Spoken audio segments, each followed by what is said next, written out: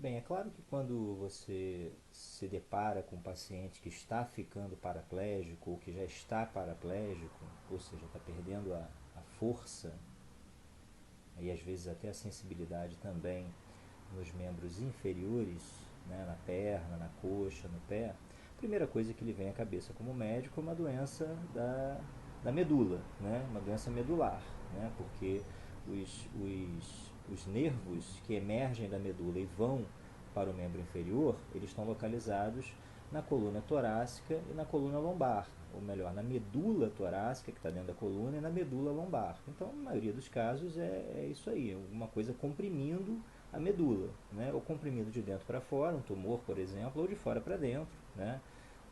Um sangramento, uma infecção, ou uma fratura da coluna, né? É a primeira coisa que nos vem à cabeça como médicos. Entretanto, a gente tem que manter a mente aberta e conhecer todas as patologias que possam causar esse tipo de problema. Porque às vezes você vai, investiga a medula e não tem nada, e o paciente continua paraplégico. Então, o que acontece?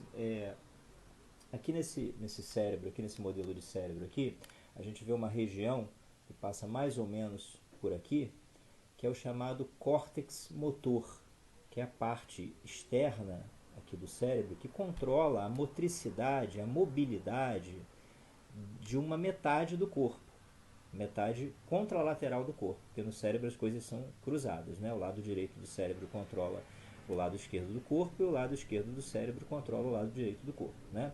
Então o córtex motor, que controla a motricidade, ele mergulha aqui dentro da... Deixa eu abrir aqui. Ele mergulha aqui dentro da região interhemisférica, da região entre os hemisférios, né? E existe toda uma somatotopia nesse córtex motor. O que é somatotopia? Uma representação somática, ou seja, uma representação do seu corpo. Soma é corpo, né?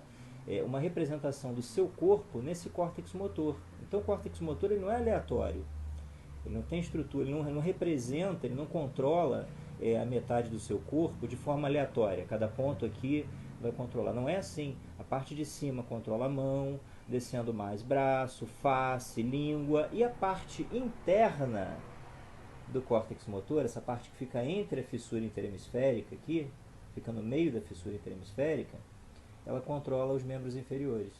Então a representação dos membros inferiores, ela fica exatamente no meio das fissuras interhemisféricas, no meio das metades, aqui, bem no meio, bem aqui no meio. Então, se você tiver uma doença que acometa qualquer coisa aqui no meio, por exemplo, um tumor, um meningioma da foice cerebral, que comprima os dois lados do córtex motor, a pessoa pode ficar paraplégica devido ao problema cerebral e não ao problema medular. Se você tiver uma isquemia ou uma hemorragia acometendo a região interhemisférica, acometendo a região do meio aqui, entre os dois hemisférios cerebrais, você pode ficar paraplégico, pode perder o movimento das pernas sem doença medular, sem doença espinhal, né?